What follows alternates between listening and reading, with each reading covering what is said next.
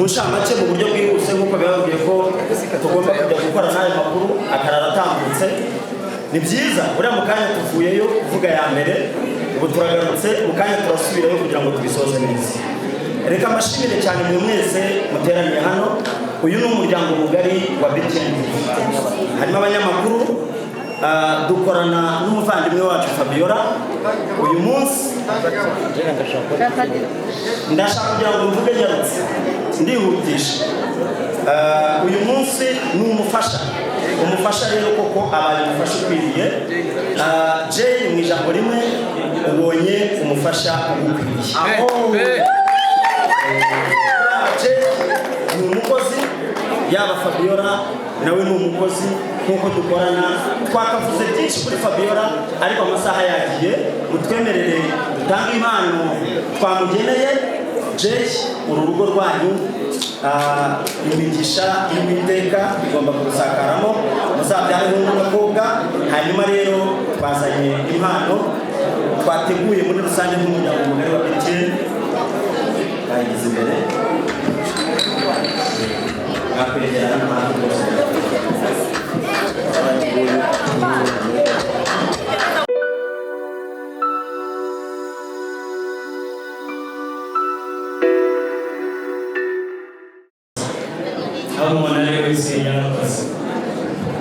Ese mwanyemerera mu bushobozi nasigaranye nimba hari abo nashimira muri mwebwe ntibibabaze bamwe?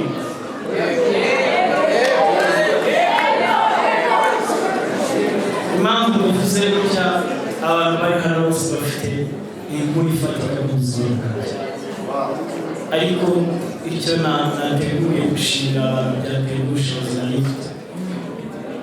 Hari abantu baje mu buryo bwanjye kuba umukecuru w'umugabo byagizwemo uruhare n'abandi bantu. Ntabwo nzi ifoto ya data umbyara, ariko ikintu nkunda Imana yampaye data urenze uwo nari mfite.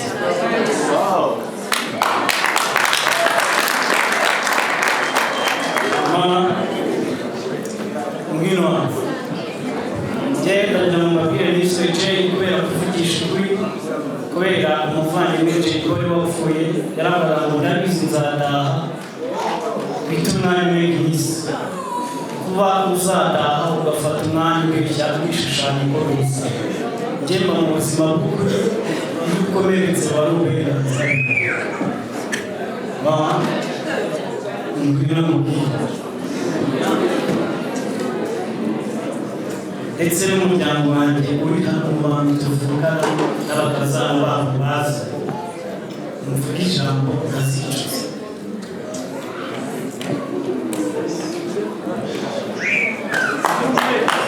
Jyewe n'umugabo wawe ntabwo turi barani wibaza, mvuga ijambo ntazicuza. Abandi bashobora kuba baratashye. Fabiola ni umwana wanjye, nawe yicaye ariko ari muri protokole y'Imana. Nta n'Imana y'uko famiye. Ndashaka kuvuga ijambo ricuruza mu buryo bwite nta n'Imana.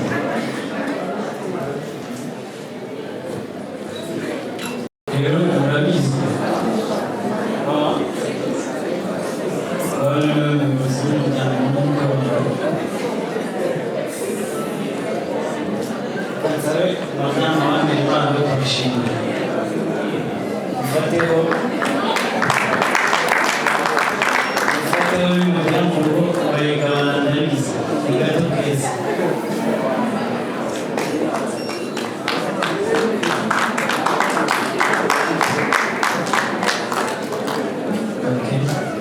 Rya jambo nagishije inama ndayisoza, mwigiye kwicara ndabakorana ntabaye icyo nari mufite nanjye nzabubete.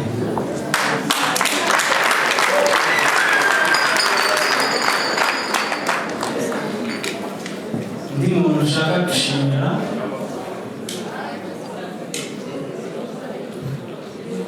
ni Fabiola n'umwana wanjye mu buryo bw'umwihariko narambuye. Fabiola ndabashuje.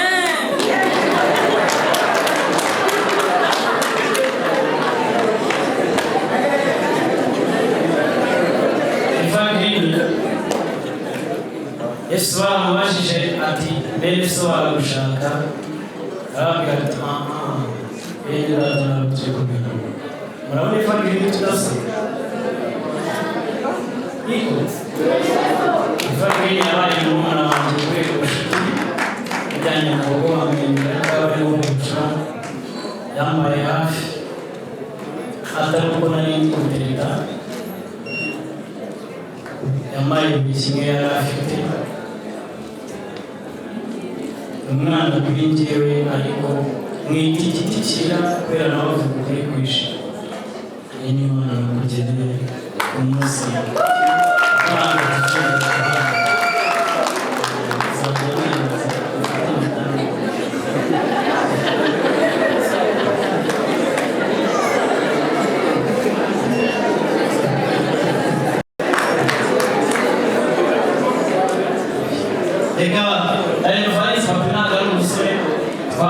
inshuti afite umuryango amagare mamuruka aze ndashimire n'umuryango wanjye bakora byabo kandi nabo bakabishite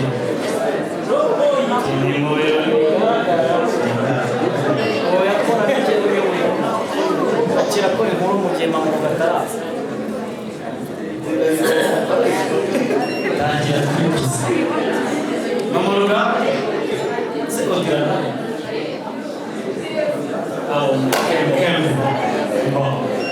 Triage mamuruka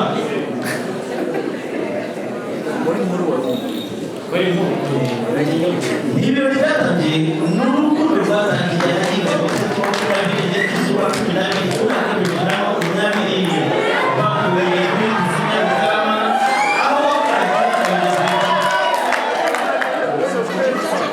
ibihumbi bitatu byonyine byari kuzamukaho urukundo rwatutumye bituma basezera umubano w'Akaramata uyu munsi bakaba bamushyize ahabona imbere y'ababyeyi inshuti n'umuryango ni urukundo ruzakomeza kuramba ndetse bagatunganirwa kuko bavuye mu biganza byiza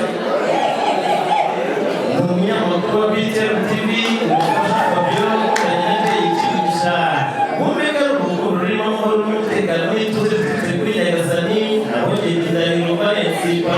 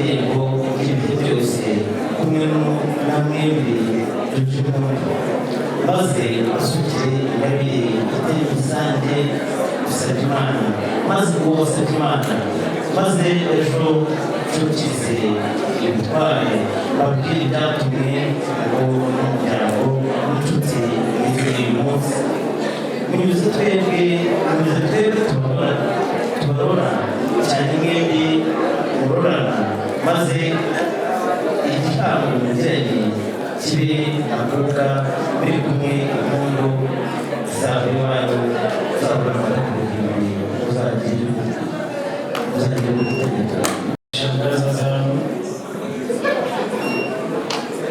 ni hip hop handi twabihagaritse. Uyu mumama yabaye mushiki wanjye kuva twamushaka, angira inama nziza z'impinduka y'ubuzima bwanjye, ari no kugira Imana. Cyane hano urabizi barakoze mu izina ryawe bwite, barakoze sibyo cyangwa n'icyo abantu batangiye gukorera akomeze rero. Undi muntu ushimira mbabwa wanjye ni inshuti yanjye nyine yitangira kutuza n'umuntu twamenyanye itsinda ry'umuryango mugari muri mugenda tubishuti twari mwaka no gushimira abakozi.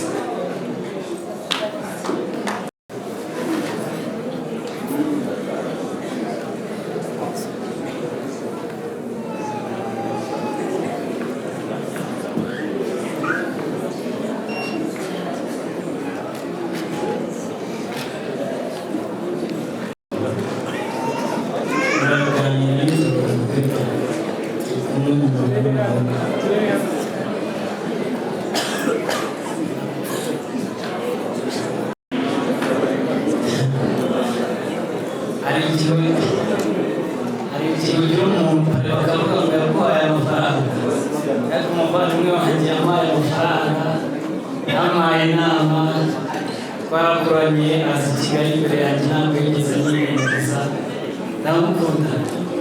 Najyaga guteta yazaga kudutwara, inshuti yanjye yanyongeye Imana.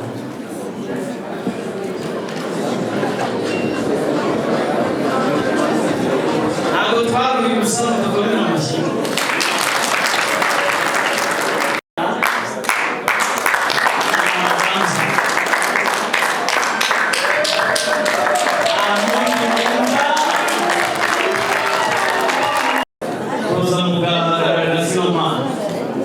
Hajemo konsiye wanjye wa kera Fabregas na Muslimu kuva zamani nagajya yiruka baravuga ngo naza habicu yobora mu yes kuba ari ntabwo yose bazi bagarira kuzima kandi nabaye umugabo wa yes ntabwo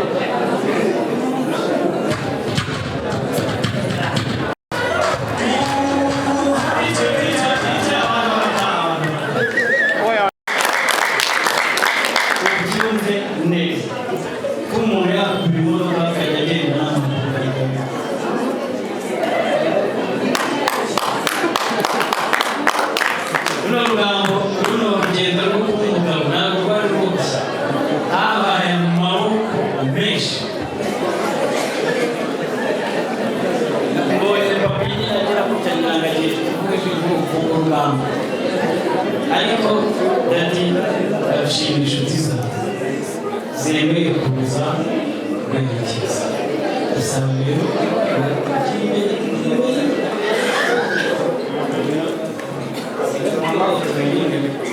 noneho ubwihereze madamu y'Imana hariho ababyeyi be babone ko inama batanze zajya zoza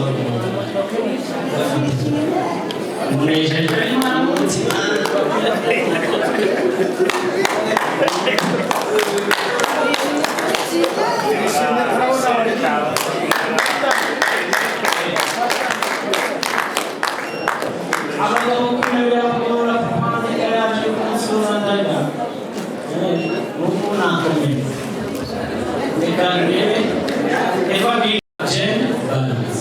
Mama Emily, Nimbai Queen.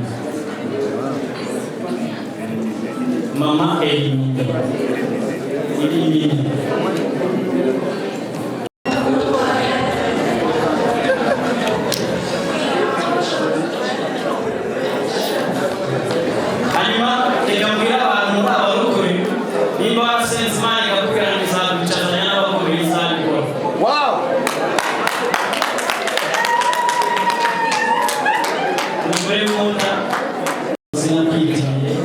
abashaka kwiga amateka bazajya bajya kumenya. Rero mambwe wanjye imbaraga zo gufata umukobwa wawe neza ndazifite.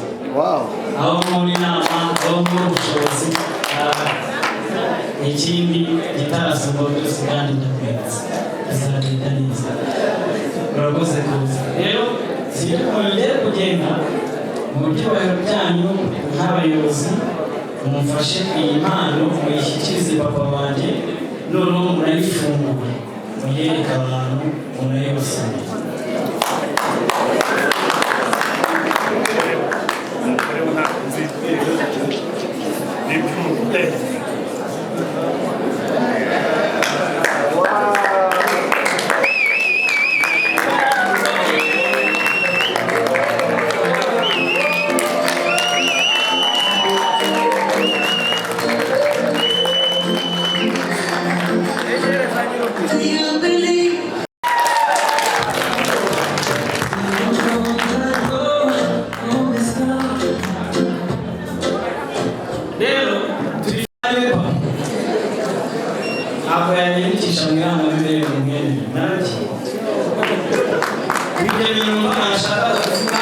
Abantu mwese namwe kugira ngo ubuzima bwacu bugende neza